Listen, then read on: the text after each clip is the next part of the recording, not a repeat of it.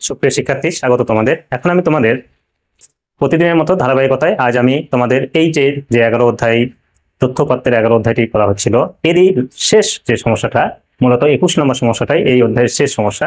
তো 21 নম্বর সমস্যাটা এই টপিকে আলোচনা করব। অবশ্যই বন্ধুরা তোমরা শুরু থেকে শেষ পর্যন্ত ভিডিওটি স্কিপ না করে সুন্দরভাবে দেখবে। স্কিপ না করে দেখবে, তাহলে অবশ্যই তোমরা বুঝতে পারবে যে এখানে প্রশ্নগুলো যা বলেছে সেই প্রশ্নগুলো মূলত এটা একটা সৃজনশীল সমস্যা। এখানে ধারাবাহিকভাবে ক খ গ আলোচনা করবে। তাহলে ক নাম্বার যেটা বলেছে যে এখানে 40 জন গৃহিণীর সাপ্তাহিক সঞ্চয় টাকায় নিচে দেওয়া হলো। এখানে 40 জনের সঞ্চয় দেওয়া হয়েছে, এখানে লিখে রেখেছি। কয়ে বলেছে উপাত্তগুলো মানের ঊর্ধ্বক্রমে সাজাও। উপাত্তগুলোকে এখানে যে 40টা সংখ্যা আছে বা উপাত্ত আছে, এগুলোকে কি করা লাগবে? মানের ঊর্ধ্বক্রম অনুযায়ী সাজাতে হবে। ঊর্ধ্বক্রম অর্থ হচ্ছে ছোট থেকে বড়, সবচেয়ে ছোট যেটা তারপর করে সাজালেই ক নাম্বারটা হবে। আর ক্ষয় বলছে মধ্য কাঠপ্রচুরক নির্ণয় করো, এবং গয়ে বলেছে যে শ্রেণী ব্যবধান 5 ধরে গণসংখ্যা নিবেশন সারণী তৈরি করে গড় নির্ণয় করো। তাহলে এই সমস্যাগুলো প্রথমত ক আমরা ঊর্ধ্বক্রম অনুসারে সাজাবো, আর ক্ষয়ে মধ্য কাঠপ্রচুরক নির্ণয় করবো। তো এটাকে ঊর্ধ্বক্রম অনুসারে সাজাতে গেলে আমাদের দেখতে হবে এখানে সবচেয়ে ছোট সংখ্যা কে আছে, তার চেয়ে বড়, এভাবে আমরা কিন্তু ধারাবাহিকভাবে এই সংখ্যাগুলোকে সাজাবো। তাহলে প্রথমে ক নাম্বার দিয়ে লিখবো যে উপাত্তগুলোকে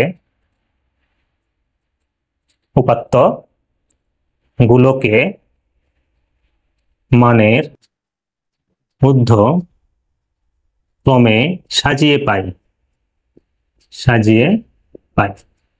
তাহলে এইভাবে বলে আমরা কি করব? এই উপাত্তগুলোকে মানের ঊর্ধ্বক্রম মানে ছোট থেকে বড় আকারে সাজাবো। তো এখানে খুঁজে দেখি সবচেয়ে ছোট কে আছে। তো খেয়াল করে দেখি এখানে 155 সবচেয়ে ছোট, এগুলোর মধ্যে 132 ছোট পেলাম এই লাইনে। তারপরে 132 থেকে ছোট এখানে 122 দেওয়া গেল, 132 থেকে ছোট। তারপরে তার চেয়ে ছোট 122 এর ছোট কিন্তু আর এখানে নাই।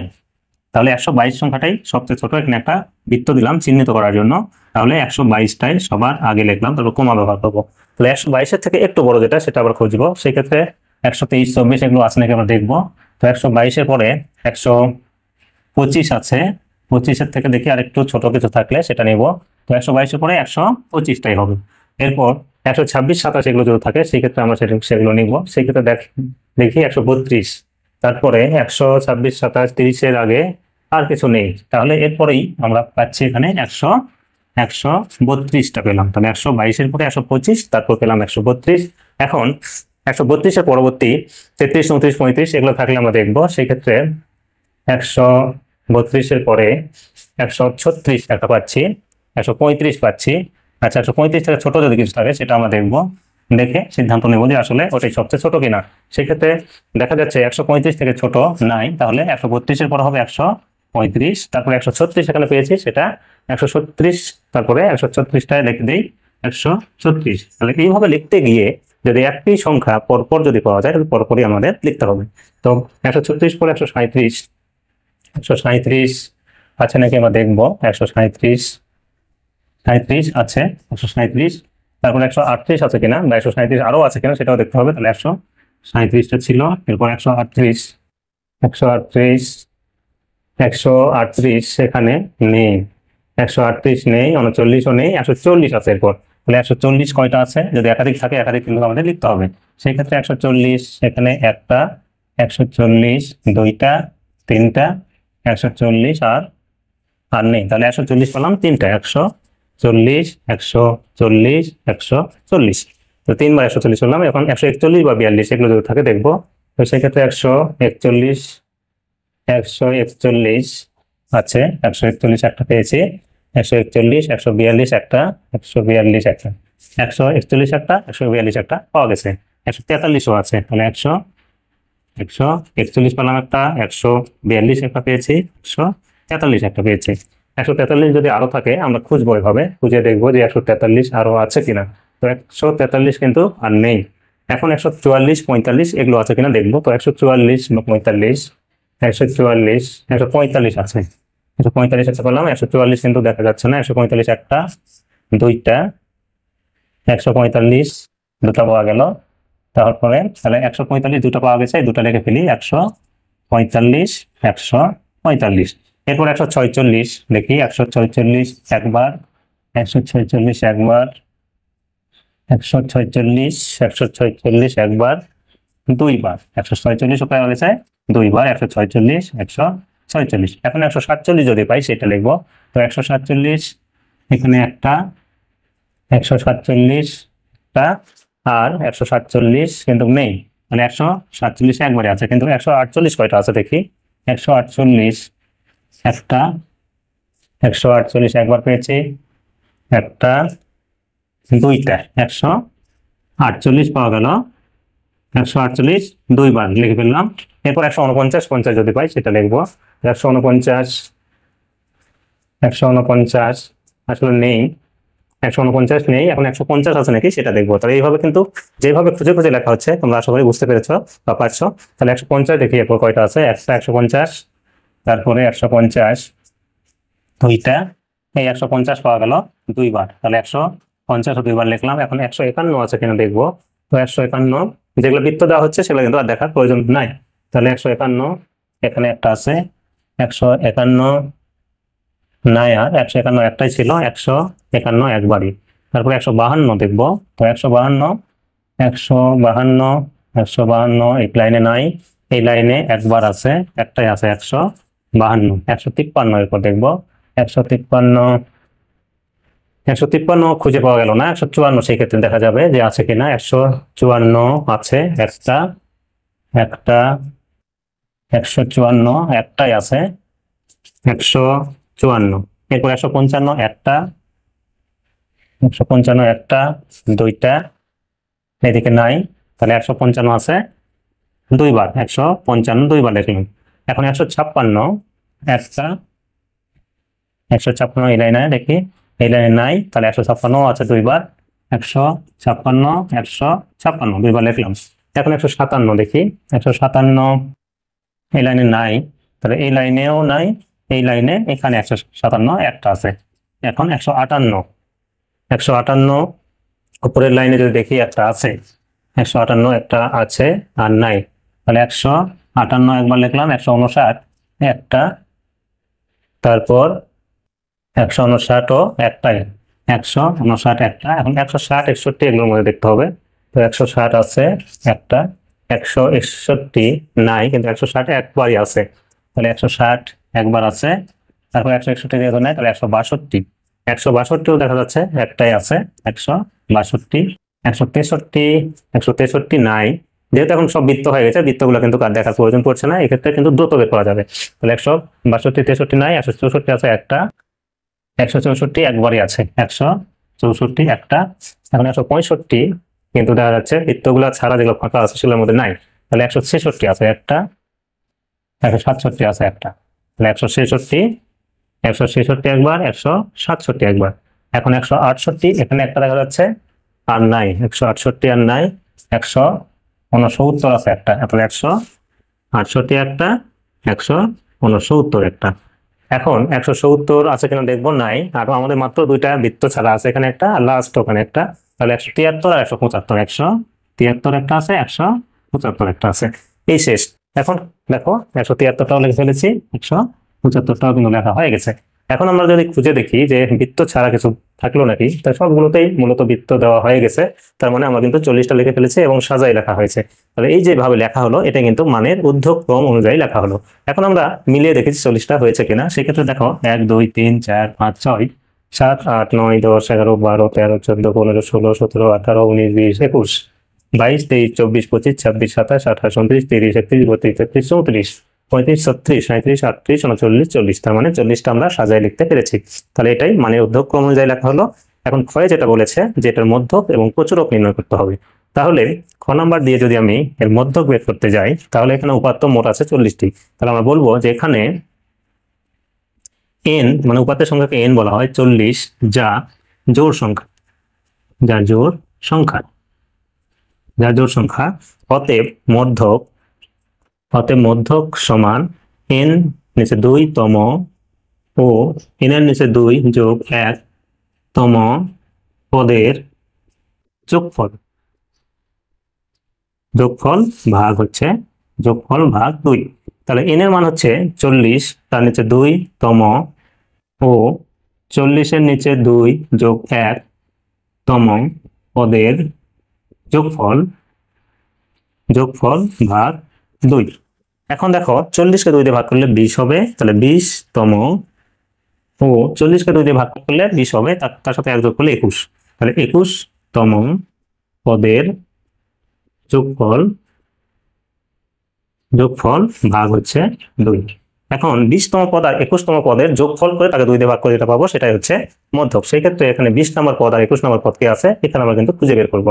তো দেখো 1 2 3 4 5 6 7 8 9 10 11 12 13 14 15 16 17 18 19 20, তাহলে 20 নম্বর পদ 150 এবং 21 নম্বর পদটা হচ্ছে 150, তাহলে 20 এবং 21 দুই পদই পেলাম 150। তাহলে 20তম পদের জায়গায় লিখবো 150, আর যেহেতু যোগফল করতে বলেছে তাহলে 150 যোগ 150 তাকে 2 দিয়ে ভাগ। এখন খেয়াল করে দেখি 20 150 আর 150 যোগ করে 2 দিয়ে যদি ভাগ করি সেক্ষেত্রে হবে 300, 300কে 2 দিয়ে ভাগ করব, তাহলে 300কে 2 দিয়ে ভাগ করলে 150, তাহলে এটা পেলাম মধ্যক। তাহলে মধ্যক পাওয়া গেল 150। এর মান জোড় হলে জোড়ের যে সূত্রটা সেটা ব্যবহার করে মধ্যক বের করব। আবার এখন প্রচুরক বের করতে বলছে, আবার লিখবো এই জন্য আবার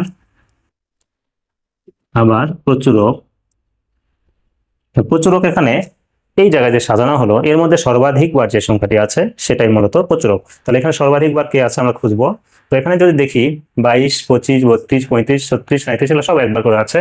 140 আছে 3 বার, 141 আছে একবার, 42 43 45 আছে 2 বার, 46 2 বার, 47 একবার, 48 2 বার, 50 2 বার, 150 2 বার, 151 একবার, 52 54 55 2 বার, 56 2 বার, 57 একবার, 58 60 60 একবার, 62 একবার, 64 একবার, 66 67 68 69 73 75 সব একবার করে। কেউ কেউ 2 বার আছে, কেউ একবার করেই বেশিরভাগ আছে। আর 140 সংখ্যাটি খেয়াল করে দেখো 140 এইটাই মাত্র 3 বার আছে। তাহলে যেটা সর্বাধিক বার থাকবে তাকে বলা হয় প্রচুরক। তাহলে এই অঙ্কের জন্য সর্বাধিক বার কিন্তু 140 আছে। তাহলে যেহেতু 140 সর্বাধিক 3 বার আছে এই জন্যই প্রচুরক হচ্ছে 140। আর যদি এখানে 140 যেমন 3 বার আছে, দেখা যাচ্ছে 151 বা 150ও যদি এরকম 3 বার থাকতো তাহলে আমরা প্রচুরক 140 কেও বলতে পারতাম, 150 বা 151 কেও বলতে পারতাম। আবার দেখা যাচ্ছে এখানে কোনো সংখ্যায় একাধিক বার নেই, সেক্ষেত্রে প্রচুরক নেই বলতে পারতাম। তাহলে এই অঙ্কের জন্য প্রচুরক 140 হবে, তার কারণ এটা সর্বাধিক 3 বার আছে। তাহলে প্রচুরক লেখার পর আমরা লিখবো যে এখানে এখানে সর্বাধিক 3 বার 140 আছে, অতএব প্রচুরক সমান 140। তাহলে এটা হলো মধ্যক, এটা প্রচুরকের উত্তর। আশা করি এইভাবে ক্ষয়ের যে সমস্যাটা সেটা তোমরা এইভাবে বের করে নিতে পারবে, এটা তোমরা বুঝতে পেরেছো। এখন গয়ে আমাদের এখান থেকে এই অঙ্কটা থেকেই গড় বের করতে বলেছে এবং শ্রেণী তৈরি করে। তো সেই ক্ষেত্রে আমরা নিচের অংশটা এটা একটু মিশিয়ে দিয়ে এগুলো রাখতে চাচ্ছি, এগুলো রেখে নিচেরগুলো মিশিয়ে দিয়ে এখান থেকে গড়টা বের করবো। তাহলে আমরা যেটা করবো যে এখানে সবচেয়ে ছোট সংখ্যা এবং সবচেয়ে বড় সংখ্যা বের করে এর পরিসর বের করে শ্রেণী কয়টা হবে আসলে শ্রেণী বের করবো। এখানে যেহেতু নির্দিষ্ট করে বলে দিয়েছে যে শ্রেণী ব্যাপ্তি 5 ধরে করতে হবে, এই জন্য আমাদের শ্রেণী ব্যাপ্তি 5 ধরে শ্রেণী সংখ্যা বের করার পরে গড়টা মূলত নির্ণয় করতে হবে। তাহলে এখানে এই জন্য লিখবো যে এখানে সর্বনিম্ন সংখ্যা হচ্ছে 122 এবং সর্বোচ্চ সংখ্যা হচ্ছে 175।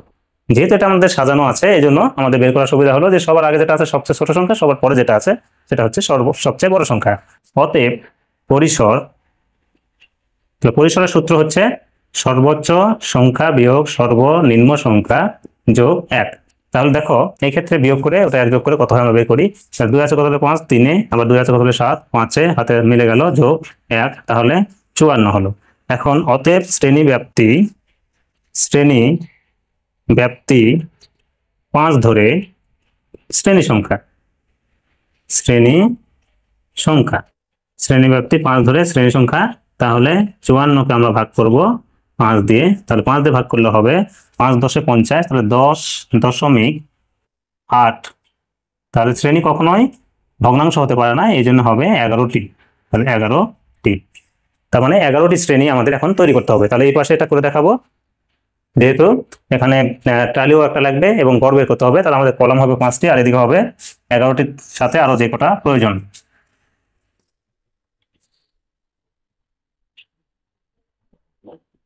শ্রেণী ব্যাপ্তি, তারপরে টালি তারপরে গণসংখ্যা, তারপরে শ্রেণী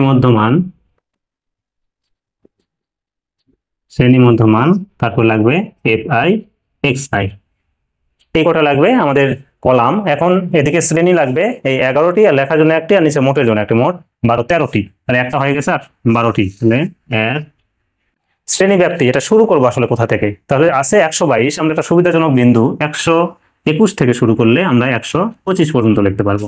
তারপরে 126 থেকে 130, 131 থেকে 135, 136 থেকে 140, 141 থেকে 145, 146 থেকে 150, 151 থেকে 155, 156 থেকে 160, 161 থেকে 165, 166 থেকে 170, 171 থেকে 175। এই তাহলে আমাদের 175টা কিন্তু পেয়ে গেছি। তার মানে দেখো এখানে 1 2 3 4 5 6 7 8 9 10 11, এই 11টি শ্রেণী হওয়ার কথা ছিল, 11টি শ্রেণী হয়েছে। এখন আমরা যেটা করব, নিচের অংশটা দরকার নেই, টালি চিহ্ন দিব। মানে 121 থেকে 125 এর মধ্যে আসলে কয়টা এখানে উপাত্ত আছে? তো 121 থেকে 125 এর মধ্যে দেখি, দেখো এই 121 থেকে 125 এর মধ্যে দুইটি পাচ্ছি, তাহলে এখানে দুইটা দিয়ে দিলাম। এবার 126 থেকে 130 এর মধ্যে, 126 থেকে 130 এর মধ্যে মূলত একটাও নাই, ফাঁকা থাকবে। এরপর 131 থেকে 135 এর মধ্যে আছে দুইটা, আবার তাহলে এইটাতেও দুইটা দিয়ে দিলাম। এরপর 136 থেকে 140 এর মধ্যে আছে 1 2 3 4 5, 5টি। তাহলে এখানে 1 2 3 4 আর 5 নাম্বারটা এইভাবে কেটে দিতে হয়। তারপরে 141 থেকে 145 এর মধ্যে আছে 1 2 3 4 5টি, এখানেও আছে, যেখানে দেখলে এখানে 5টি আছে, তাহলে 1 2 3 4 5 নাম্বারটা কেটে দেবো। তারপর 146 থেকে 150 এর মধ্যে 1 2 3 4 5 6 7, 7টি আছে, তাহলে 1 2 3 4 5 6 7। এরপর 151 থেকে 155 এর মধ্যে 1 2 3 4 5, এটাতেও 5টি আছে, তাহলে 1 2 3 4 5টি। আর 156 থেকে 160 এর মধ্যে আছে 1 2 3 4 5 6, 6টি, তাহলে 1 2 3 4 5, এই একটা 6। 161 থেকে 165 এর মধ্যে, তাহলে 161 থেকে 165 মধ্যে আছে 1 2 দুইটা, তাহলে দুইটা দিয়ে দিলাম। 166 থেকে 170 এর মধ্যে, তাহলে একটা দুটা তিনটা চারটা আছে, 1 2 3 4। এবার 171 থেকে 175, তাহলে 171 75 এর মধ্যে আছে দুইটা, 1 2। এখন আমাদের এখানে আমরা গণসংখ্যা লিখবো, এখানে 2, এখানে 0 নাই, এখানে 2, এখানে 5, এখানেও 5, এখানে 7, এখানে 5, এখানে 6, এখানে 2, এখানে 4, এখানে 2। কারণ যোগফল n সমান আমাদের 40 হতে হবে। যদি না হয় আমাদের ওটাতে অঙ্কটা ভুল করে ফেলেছি এরকম মনে করতে হবে। সেক্ষেত্রে দেখো 2 আর 2 যোগ করলে 4, 5 আর 5 10, তাহলে 10 আর 4 14, 14 আর 7 যোগ করলে 21, 21 আর 5 যোগ করলে 26, 26 আর 6 যোগ করলে 32, আর 2 34, 34 আর 4 38, আর 2 40। তার মানে আমাদের যোগ অঙ্কটা টালি চিহ্ন বসানো ভুল হয়নি, তাহলে 40। এখন শ্রেণী মধ্যমান বের করবো কিভাবে? এই দুটো যোগ করে 2 দিয়ে ভাগ করে যেটা পাবো সেটাই হচ্ছে শ্রেণী মধ্যমান। সেই ক্ষেত্রে 121 আর 125 যোগ করলে হয় 246। 246 এর অর্ধেক হবে 123, তাহলে 123টা এখানে লিখে দিলাম, 123। তাহলে দেখো ছিল 121 হয়েছে 123, মানে 2 বৃদ্ধি পেয়েছে, সেক্ষেত্রে 126 আছে, এই জন্য হবে 128। আবার এখানে আছে 131 হবে 133, তারপরে আছে 136 হবে 138, এরপর 141 হবে 143, 146 আছে হবে 148, 151 আছে হবে 153, 156 আছে হবে 158, তারপরে 161 আছে হবে 163, 166 আছে হবে 168, আর 171 আছে হবে 173। তাহলে সবগুলো আমরা শ্রেণী মধ্যমান বের করলাম। এখন যেটা করতে হবে, এফআই এক্সআই, যেহেতু গণসংখ্যাকে আমরা এফআই বলি আর এক্সআই এটা হলো এটা এক্সআই, এখন এই দুটো গুণফল এখানে করে লিখবো। তাহলে দেখি এই দুটো গুণ করে কত হয় আমরা লিখবো। এখন এগুলো সব পাশাপাশি গুণ করে যে সংখ্যাগুলো হলো, এখন এগুলো সব যোগ করলে সামেশন অফ এফআই এক্সআই হবে। সেক্ষেত্রে যোগ করে দেখি কত হয়। তাহলে 246 যোগ 266 যোগ 690 যোগ 715 যোগ 1036 যোগ 765 যোগ 948 যোগ 326 যোগ 672 যোগ 346 তাহলে হবে 5770 5770 লিখলাম। এখন অতএব নির্ণেয় গড়, তাহলে এটা একটু এখানে আমি দেখাই দিচ্ছি, আর আমি মিশামিশি করতে যাচ্ছি না এখানে। অতএব নির্ণেয় গড় সমান summation of A pi x i by n. তো summation of A pi x i এর মান হচ্ছে 5770 আর এন এর মান হচ্ছে 40। তাহলে 7770-কে 40 দিয়ে ভাগ করে যেটা হবে সেটাই কিন্তু উত্তর। হলো ভাগ করে আমরা দেখি, তাহলে 144.25 144.25 এটা হলো গড়, শ্রেণী তৈরি করে গড়। তাহলে এইটুকু কাজ করার পর আমরা এইটুকু নিলাম, আর এই টালি বা এই টেবিলটা তৈরি করা হলো মূলত গয়ের যে তথ্যগুলো আমরা সাজিয়ে রেখেছিলাম এখান থেকেই মূলত গয়ের জন্য টেবিলটার সারণীটা তৈরি করা হয়েছে, করে আমরা গড় নির্ণয় করেছি। মূলত যেহেতু এটা সাজানো ছিল না বা এখানে উপাত্তগুলো এভাবে দেওয়া ছিল, কারণ শ্রেণীতে ছিল না, আর শ্রেণী তৈরি করতে গেলে এই টালিটার প্রয়োজন হয়। টালি তাছাড়া আমাদের গড় নির্ণয় করার জন্য শ্রেণীব্যাপ্তি, গণসংখ্যা, শ্রেণীর মধ্যমান এপাই এক্স আই দিয়ে করলেই কিন্তু হতো। কিন্তু যেহেতু আমরা টালি তৈরি করেছি, তার মানে এটাকে বিন্যস্ত করার জন্য বা সাজায়ে শ্রেণীতে নিয়ে আসার জন্য মূলত টালিটা করা হয়েছে। আশা করি এইভাবে এই সমস্যাটার ক খ গ সমাধান করা যায়, তোমরা বুঝতে পেরেছো। এর পরবর্তী টপিকে এখানে যে এমসিকিউ গুলো আছে এমসিকিউ নিয়ে আলোচনা করা হবে। আশা করি সেগুলো তোমরা দেখবে এবং চ্যানেলটিকে সাপোর্ট করে পাশে থাকবে। আশা করছি সকলকে ধন্যবাদ।